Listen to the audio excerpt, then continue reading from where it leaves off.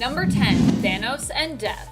I know a lot of you are probably going to be surprised with how low this one ranked, but honestly, as powerful as these two are together, the problem is they really often aren't together at all. Thanos' love for Death mostly goes unrequited, with him doing all sorts of things to try and prove himself to the cosmic entity who usually chooses to appear, at least to Thanos, as a hot lady, probably to encourage him to do her bidding. In one reality, the two do end up together, but only after Thanos has wiped out all sentient life in the universe, and even then she still wants more. In order for her to stay with him, Death also demands Thanos' own life as well. She's a hard lady to impress, I gotta say. Also, I feel like we should rank this one low just simply because Death has also been with Thane before, which is Thanos' son, so it's kind of weird. Number 9, Penguin and Riddler. Say what? I know, but these two have a bit of a romantic connection on the show Gotham, surprisingly. Well, not too surprisingly, I suppose, since Edward Nygma did end up saving the Penguin's life and was present for and helped with his entire recovery thereafter. But of course, in the comics, this isn't something we'd normally see. Of course, Gotham often offers us alternate stories and fresh takes on characters that we otherwise are very, very familiar with in the comics. And this potential relationship is no exception. I say potential because while the Penguin is very much interested in Riddler, Nygma doesn't really reciprocate the feelings. Of course, this could also be because their close friendship is complicated, and that is an understatement as well. Complicated. With Oswald Cobblepot at one point even threatening Nygma's life. Complicated. Number 8, Rita Repulsa and Lord Zed. I mean, I can't do a great supervillain couple list and not mention these two now, can I? If I can fit them in somewhere, you know I'm gonna. Initially, the romance actually started as a plot for Rita to get revenge on Zed, who had her banished. Her plan to make him fall in love with her, marry her, and then betray and kill him, getting him back for all that time she had spent imprisoned.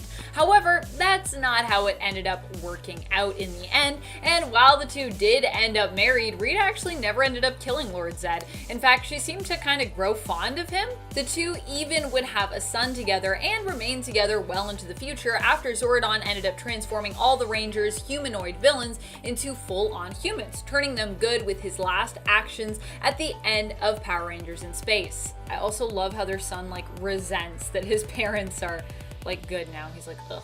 Number 7, Black Mask and Victor Zsasz. Okay, so these two aren't together in the comics, but in the film Harley Quinn Birds of Prey, I definitely picked up on some romantic and sexy vibes from the pair. And it was talked about a ton before and after the movie, as both Ewan McGregor and Chris Messina were electric together on screen. Electric! I can't deny that before I saw the film, I myself was actually worried about how this relationship was going to work between them. I just couldn't see the two characters together in really any capacity. They just seemed to have very different approaches to crime and life in general. But once I did see the film, it all kind of made sense to me. And now here I am, a Roman Sionis and Victor Zsasz shipper. Woo! What they both share is a love of death, a love of controlling others and of power for their own reasons. For Victor, the power comes from taking life, and for Sionis, it comes from a sense of control, which can also sometimes, of course, translate into taking lives. What's more, Black Mask has a tendency to enjoy watching more than participating. He doesn't like to get his hands dirty, which is where Victor comes in. Victor also seems to worship Roman Sionis and has an intense sense of loyalty, with Roman trusting Victor as well quite a bit in the film. Number 6, Carnage and Shriek. When it comes to murderous mayhem, no one does it better than Carnage and Shriek. I never thought someone like Cletus Cassidy could ever be in love, or that said love would ever be, I guess, real. But in this case, it really is. In absolute carnage, Shriek proved her own loyalty to her partner by giving her life to be with him, which sounds backwards, but trust me, it makes sense when you read it. Sort of. Shriek died so that she could basically be reborn again in a way as Demogoblin, giving us a classic romantic moment as retold by the two villains when Shriek says, "I love you," and Carnage responds with, "I know," before tearing out her spine. Yikes. While Frances Barrison is gone, Demogoblin, like Shriek before her, is still intensely in love with Carnage and with Cassidy. Love never dies, I guess, even if you tear out someone's spine. Number 5, Killer Croc and Enchantress. You may have never thought we'd have these two on a couples list, especially not together, but hey, you'd be wrong. June Moon / Enchantress and Waylon Jones, aka Killer Croc, are actually surprisingly adorable together. Why? Because they both see things in each other that others normally struggle to see in them. They both think the other person is nice, and they don't have the desire to eat one another. So, that's the basics. Although they might be inclined to devour each other in a more sexy way. Their attraction to one another slowly built over the course of their time serving on the Suicide Squad together, and became undeniable during a story where all prisoners in Bel Rev appeared to be driven insane, being forced to give in to their base urges. For Croc and Moon, that was each other, and they ended up finding solace and happiness in one another's embrace. Super cute. And friends, before we move on to this next spot, just a quick reminder to give this video a thumbs up if you're enjoying it and you want more like it. Which, who doesn't? Give me more supervillain lists. Give them to me. Number 4, Titania and Absorbing Man. These two are just a match that always end up sticking together. Mary McFerrin's Titania and Carl Crusher Creel's Absorbing Man aren't just partners in crime, but are also married. Absorbing Man. I said that's so weird, but I stand by it. I stand by it. In fact, at one point when Absorbing Man was on a redemption streak trying to live a normal life, he even tried to scare Titania into joining him because he was so worried for her own well-being. No matter what comes their way, whether or not they can smash it together, these two usually end up sticking together and always have one another's back. Number 3, Apocalypse and Genesis. The cutest, most badass couple ever. Before Ten of Swords and during it, we learned more about the history of the other part of Krakoa, known as Arakko. This other island basically became separated from Krakoa long ago due to an ancient and lengthy war that the previous mutant nation was part of. Yeah, that's right. Arakko used to be a mutant nation way before we had any other mutant nation island things. A mutant nation that Apocalypse himself ruled alongside his queen, Genesis. The two were the ultimate power couple, with Genesis actually being established in the comics as being the stronger of the two, which is just insane to think about. Someone that is like stronger than Apocalypse. I mean, I'm not surprised because Apocalypse, but damn. In the end, although they were forced to fight one another during the Otherworld tournament, the two returned to Arakko together, their bond proving to be unbreakable, despite the fact that all his family members actually attempted to kill him. But I guess for Apocalypse, that's like a compliment. He's like, look at you, y'all so strong. Trying to kill me? I appreciate it. Number 2, Black Adam and Isis. Here's hoping that Isis, aka Adriana Tomaz, gets some kind of redemption in the Black Adam movie. Adriana in the comics was an Egyptian woman whom Black Adam had saved and later fell in love with. The two ended up being married and both changed one another in a very meaningful way. Black Adam gifted Adriana an amulet, allowing her to become the superpowered being known as Isis, and she inspired him to be a better man, a better leader, changing his ways to become more of a hero, although his methods would still often put him on the more anti-hero spectrum. He had the love, but sometimes it was just a little too much, a little too intense. When Adriana died, however, all of this became undone, and she made Black Adam swear to get revenge on those who had killed her, telling him to forget everything she had taught him. Wait, what? And when she returned after her death, she ended up kind of going crazy. I mean, she had her reasons, but still. Still, before all of that tragedy, their relationship was one that inspired both of them to be more. Number 1, Mystique and Destiny. Yay, I'm so excited to get to talk about these two. Of course, one of my favorite pairings in comics is the eternal love between Mystique and Destiny. This love is so strong that I'm just waiting on the edge of my seat for Mystique to destroy all of Krakoa because they won't bring her wife back. I seriously hope that's how this whole thing ends. I never want it to end, but also, it'd be so good. And Mystique destroying Krakoa is something that we know Destiny would actually condone because she herself told Mystique to burn it all to the ground if they wouldn't bring her back. Oh baby. Destiny and Mystique lived together for many years and raised their adopted daughter Rogue together. Despite the fact that Destiny has been gone for years, Mystique still misses her and remains loyal to her lost love. After all this time and after all the partners that have come after Destiny, Destiny is still Mystique's one true love.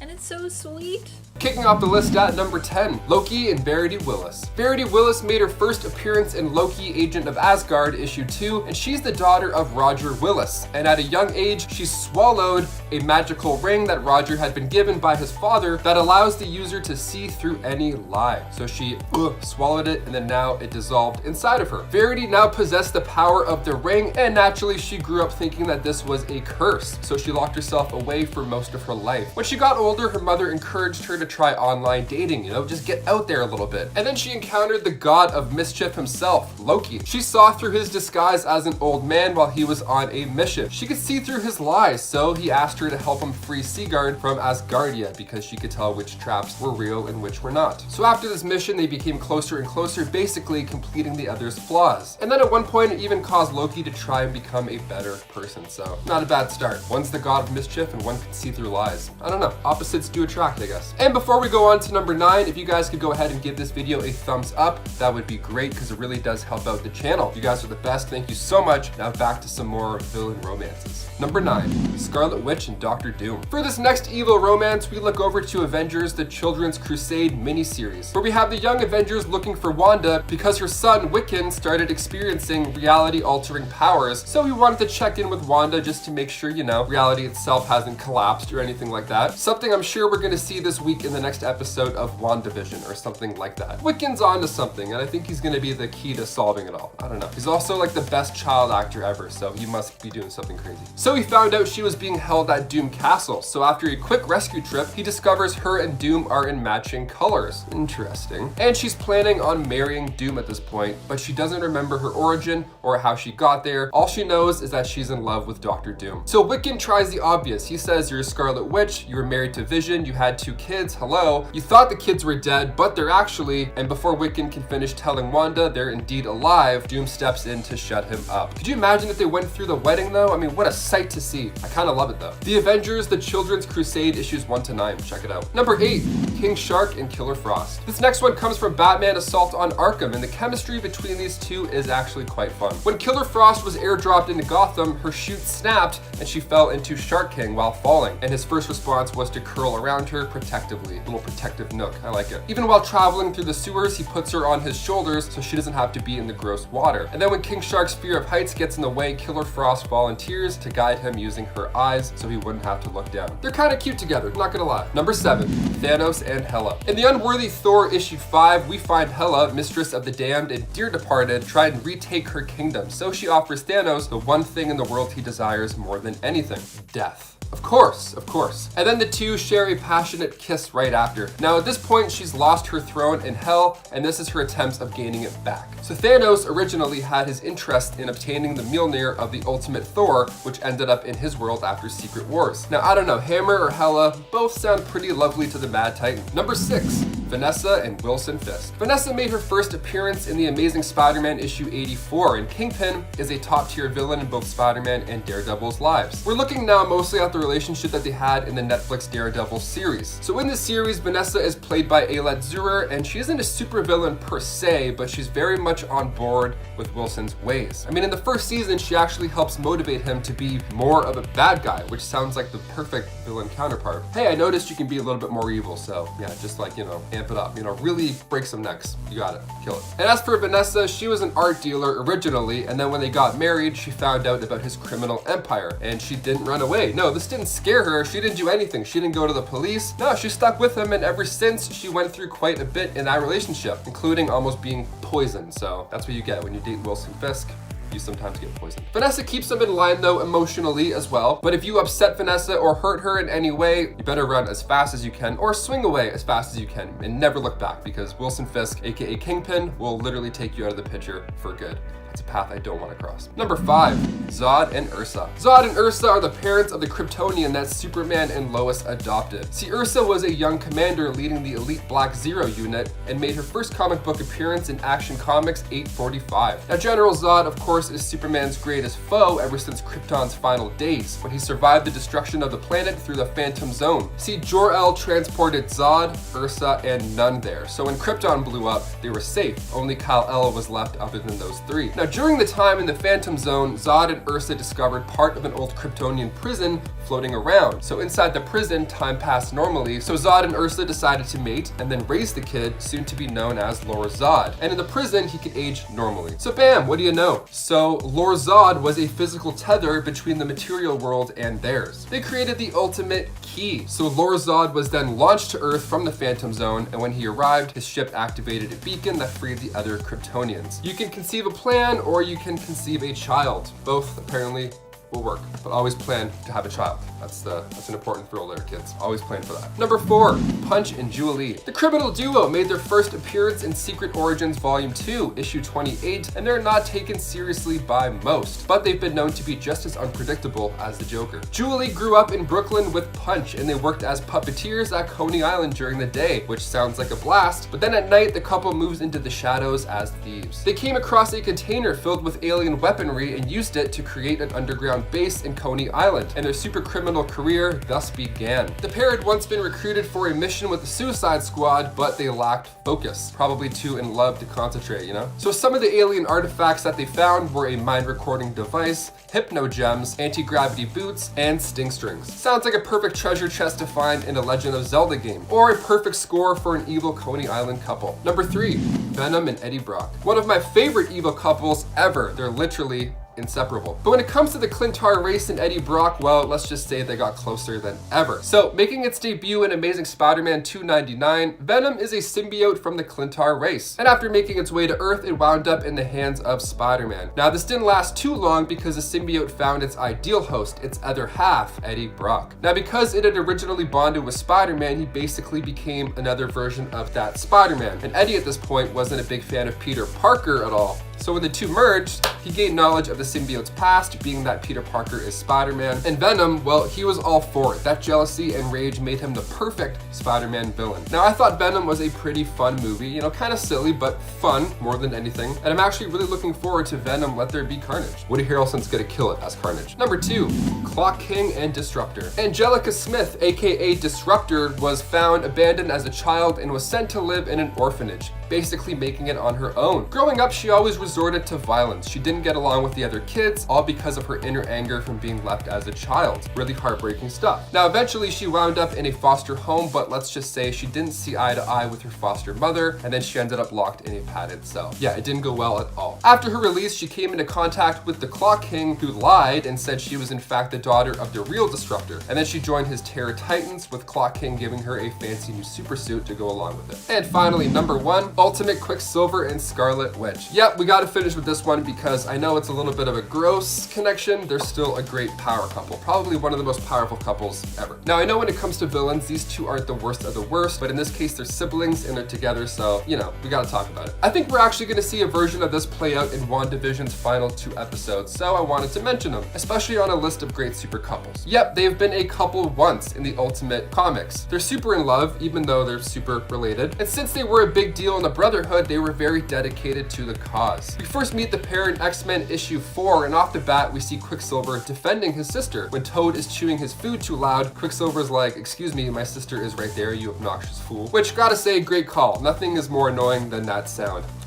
in your ears. Ugh, gross. The Ultimates was based in an alternate universe, so we're looking at this more of a relationship rather than a romance, you know? As hard as it is to forget certain aspects of their relationship. Now, I don't think the two will fall in love or anything like that at all in WandaVision, but with Evan Peters' Quicksilver showing up, I think this is a way that Marvel will show an evil Wanda and Quicksilver working together without having the whole brother stuff make it weird, you know? I mean, they're a great super duo. If Agatha Harkness makes them pair up and go against the good guys, we'll kind of have our first look at an Ultimates type relationship. Maybe then she'll finally get her Scarlet Witch nickname. I mean, it's pretty wacky, but also pretty unforgettable when it comes to super couples ever existing, so of course I had to mention them in this list. And put them at number 1, why not? Kicking off the list at number 10, Dr. Doom and Emma Frost. The White Queen of the Hellfire Club, starting off as an enemy to the X-Men, but an accident changed her ways. And eventually she became a co-headmaster of Xavier's School for Gifted Youngsters, training the last generation of mutants, Generation X. So she could transform her body into diamonds, which makes her extremely tough, both on the outside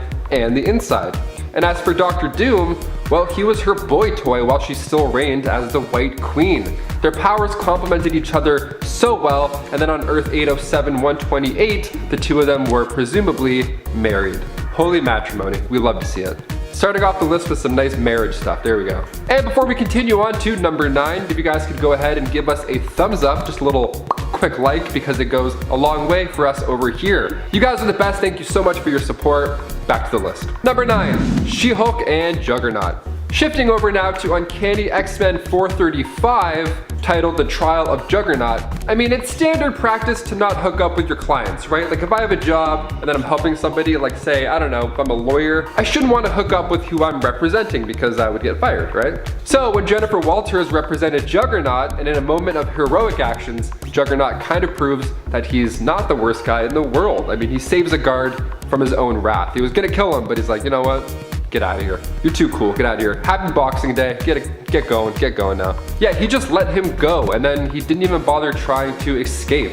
So Jen Walters is like, huh, interesting. Is this the Juggernaut we all know? Why is he like this? Is this a scam? Why did you escape, sir? What's going on? And he's like, I don't know, man. My dad did some rocket scientist stuff. I feel like I've always been a failure. I don't know, women's rights are the best. Let's hook up. And then Jen is now seeing the soft side of Juggernaut, and she's interested, all right? She can read people, that's her job. So she's like, okay, there's more to this guy than meets the eye. Okay, then the next page, the room's a mess. They've hooked up. They had one hell of a one-night stand, literally breaking their nightstand in the meantime. I mean, the bed's broken into the ground, the lamp's busted, the window's open. It's like they want to watch. So you know what, freaky or not, it's still a romance.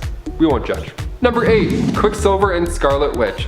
Okay, this one we might judge a little bit. One of you guys referred to this as twincest in our last video, so I had to kind of take that and put it in my pocket and now bring it back to life, because it's an amazing term and I'm going to use it forever. So here it is. Twincest. I'm referring now to the Ultimate X-Men series. Now, I know when it comes to villains, these two aren't the worst of the worst, but in this case, they're siblings and they're together, which is kind of the worst. Now, I know when it comes to villains, these two aren't like the worst of the worst. I mean, in this case, they're siblings, so they're naturally close. They're together, like a bit too much together. So I have to mention them in this story. So since they were a big deal in the Brotherhood, they were very dedicated to the cause. I mean, a little too dedicated at times. Because we first meet the pair in X-Men issue 4, and then right off the bat, we see Quicksilver defending his sister, like a little bit too much. Because Toad is chewing his food too loudly, Quicksilver's like, ugh, my sister's right there, you obnoxious fool. And then in 2001, the pair were in Ultimates, and then that's when we see this connection, but it's a little bit more connected. It's so gross to talk about. So the Ultimates issue had a front cover that made readers do a quick double take, with the duo side by side, hand in hand. And not even like the first date hand holding either, like their fingers were interlocked, like they were like, got that sweaty grip, you know? It was a subtle note, but one that has lived rent-free in our brains ever since. Number 7, Norman Osborn and Gwen Stacy. Another gross one, coming at ya. Norman Osborn, who we all know as the menacing Green Goblin, one of, if not Spider-Man's biggest foe.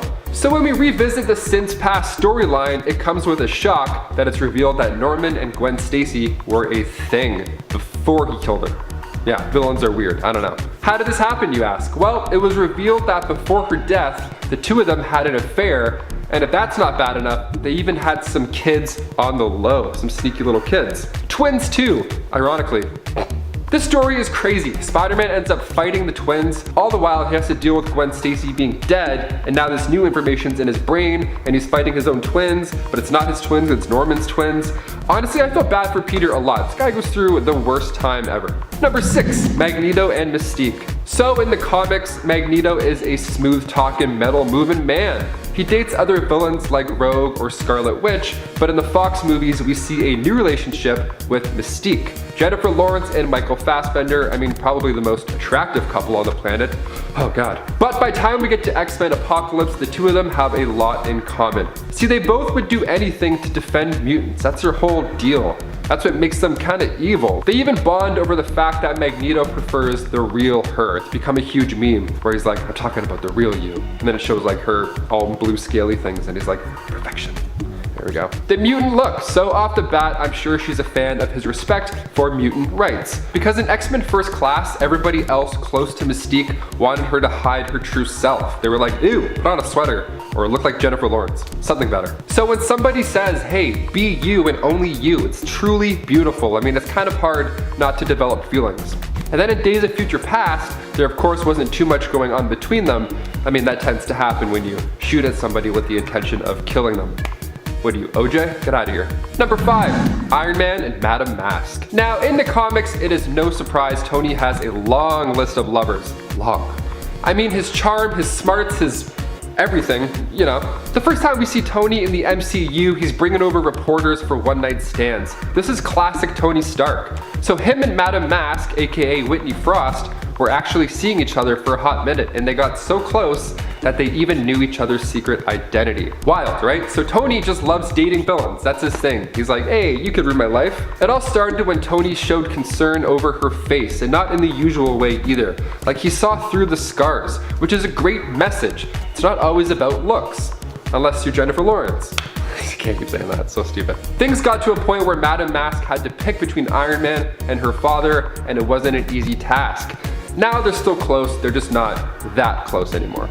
Classic villain stuff. Number 4, Joker and Harley Quinn. Making her first appearance in the animated series, Harleen Quinzel, most commonly seen as the Joker's love life and twisted partner in crime, started off as an intern psychiatrist at Arkham Asylum, and then in the 1994 graphic novel The Batman Adventures, Mad Love, we see Harleen's origin play out. So Dr. Harleen Frances Quinzel started to fall in love with the Madman as the days went by. And it's an amazing graphic novel. It actually won the Eisner and Harvey Awards for Best Single Issue Comic of the Year. So if you haven't read it, you know what you're doing right after this video ends. You're welcome.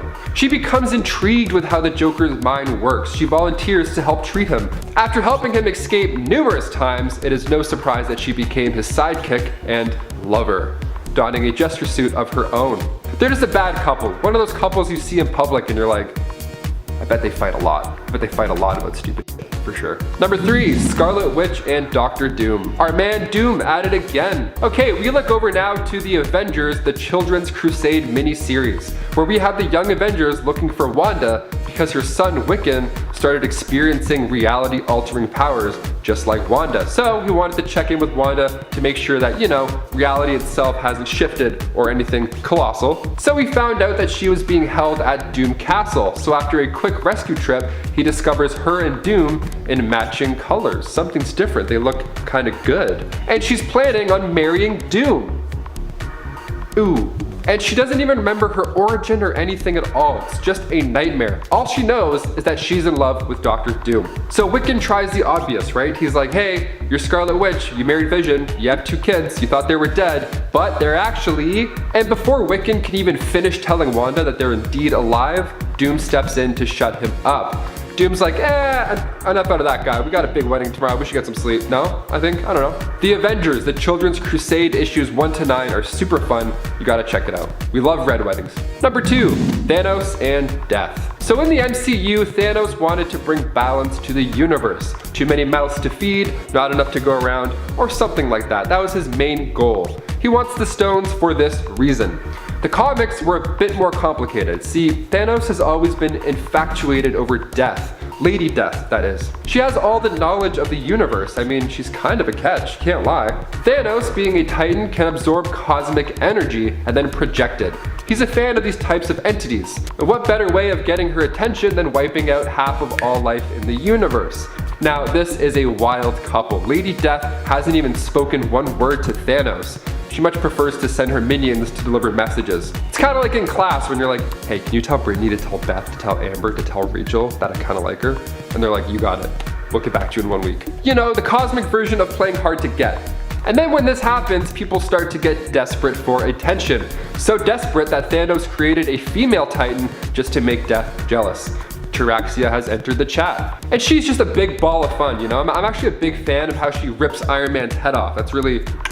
Yeah, you gotta pick them well. One of the most interesting parts of this relationship with the two is the entity created called Rot. So when Thanos died, his energy merged with Death's, creating this moving void of nothingness. It was both alive and dead at the same time. It was like this weird offspring. So so Death couldn't even sense it. God, Thanos really knows how to pick them.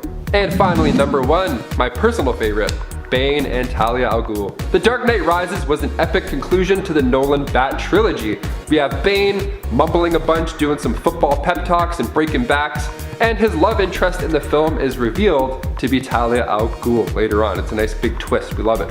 Talia was brought up by her father, of course being Ra's al Ghul, and was trained to be the second in command for the League of Assassins, or League of Shadows. So Raz's big plan was to get Talia to marry Bruce Wayne, so that there's a worthy male heir afterwards, right? And then in The Dark Knight Rises, she disguises herself as Miranda Tate, and Marion Cotillard did a great job playing her, such a good actor. And it was a nice moment to see on screen, okay? So after Bruce escaped from the pit and returned to Gotham with the intent to stop Bane and save the city, and then as Catwoman says, oh, you're gonna wage a war to save your stuck-up girlfriend? Batman's like, yes. Absolutely. You definitely, most definitely. I've thought about it every night. He's like, yeah, I got this. My back's good. Aim for the mask, you know, pull some pipes out. We're good. Nope. Miranda stabs Batman then, revealing her true identity. Then the audience plays a little bit of catch up, revealing that Bane was her protector and that he loved her. Oh, love it. That plus Talia / Miranda hooking up with Batman, I can see where the anger comes from. It doesn't come out of nowhere, you know? And hey, the best way to fight jealousy is to break backs, and that's just facts. Taylor McGuire. Kicking off the list at number 10, Carnage and Shriek. As for relationships go, I mean, this one's pretty insane. The romance began back in Maximum Carnage from the mid-90s. So when Carnage made a break for it and ran from the Ravencroft Asylum, he left with a handful of other villains, like Demogoblin, Doppelganger, Carrion, and of course, Shriek. They look at themselves as a family, with Carnage and Shriek acting as the parents, if you could say that. Scariest parents ever, also, I'd say. Shriek would use her psychic powers and make New Yorkers go crazy and turn each other on one another. It was hinted that they had feelings for each other in this storyline, but Carnage left Shriek to get captured by Spider-Man, and that's where things really amp it up in 2014's Deadpool vs. Carnage. So Deadpool has Carnage in his grasps, and then bam! Shriek comes to save her man. Yeah, she even says, nobody lays a finger on my man, which is, you know what, you gotta love the loyalty there. Not even the merc with a mouth can get in close. You gotta respect the loyalty. But you dare lay a finger on my man, ever. And before we head over to number 9, if you guys could please toss us a like because it really helps us out on the channel. You guys are the best. Thank you so much. Also, we have a new channel premiering titled Viper Girl, where they'll be streaming everything from open world sandbox games like Minecraft to all of your horror favorites. So make sure you subscribe because that's premiering January 22nd and you don't want to miss it. Oh my gosh, I almost died. I thought you were a cactus, my friend. I thought you were a cactus. We've got iron, baby. Yes. Okay, my main goal is to blow up and then act like I don't know nobody. Bro, no, I'm gonna fight you with a pork chop. No, come here. This is awesome. You guys are the best. Thank you so much. Now back to the list. Number 9, Medusa and Black Bolt. The Inhumans were originally enemies of the Fantastic Four, with Medusa being introduced originally as a member of the Frightful Four, which is, you know, that's cute. But perhaps there's more to her than she thinks. Amnesia does quite a bit of damage. Medusa is a member of the Inhumans, and she's also the daughter of Quaylin and Amber. They hid in their city Adelan for centuries. I'm talking a long time. So Medusa and her little sister Crystal were actually cousins to Black Bolt, Maximus, Gorgon, Karnak, and Triton. Yeah, I said cousins. She was lined up to marry Black Bolt, you know, some royal Game of Thrones type storyline in Adelan. So Black Bolt was supposed to take the throne, but due to his destructive voice, he had to be isolated for years. They're like, shh, get out of here, shut up. That is until his 19th birthday when his father, Agon, let him leave isolation. He then reunited with Medusa, cue the feelings, and they fell in love. And while Black Bolt's brother was jealous, he of course wanted the throne and Medusa. So, we love jealous family here. Thanos and Hela. Thanos loves death, but sometimes the love just doesn't work out. So who else to go to after death has rejected you, right? Well, how about the goddess of death? There's a start. Close enough, I'd say. So in Unworthy Thor issue 5, we find Hela, queen of Niflheim, mistress of the damned and the dead departed, try and retake her kingdom. So she offers Thanos the one thing in the world that he desires more than anything, death. Yeah. And the two share a passionate kiss as well. After, of course, knocking out Black Swan and killing Proxima at midnight. Yeah, if you want to get the attention of the Mad Titan, the best way to do it apparently is through violence and chaos, which we'll see more of on this list, I'm sure. I'm very sure.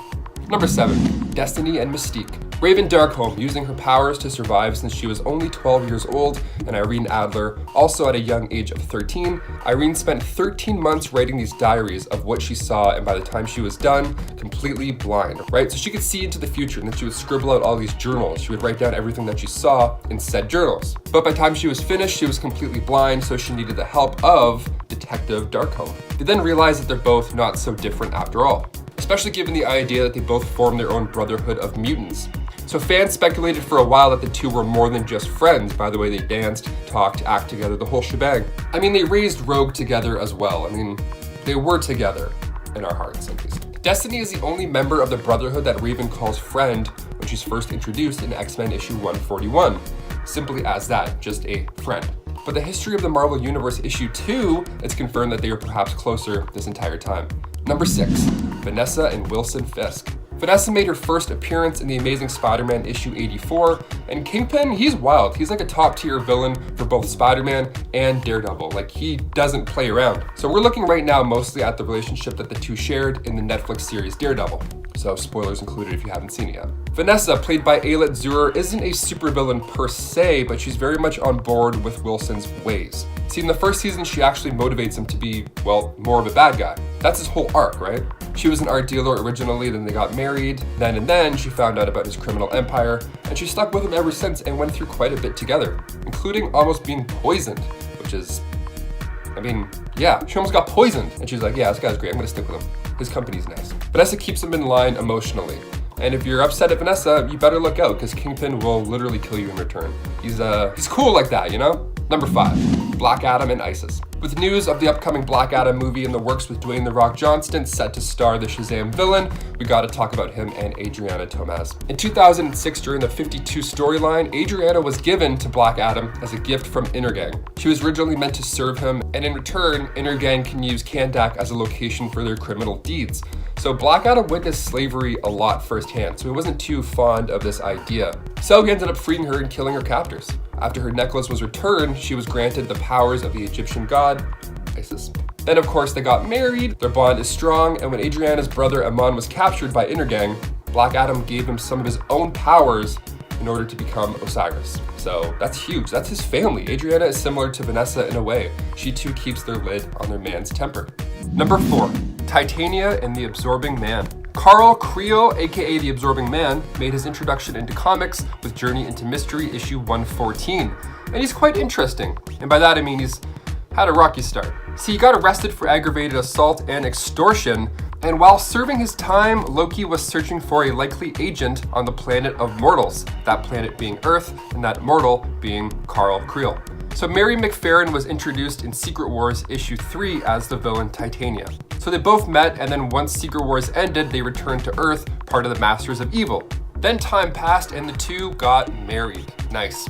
They became less and less violent after that point. See, they just wanted to hang out with one another and keep each other company. They wanted to just lay low and not be the most violent people ever. See, that's all you need in life. I mean, one day you're breaking out of prison, then the next day you just want to make banana pancakes and watch House.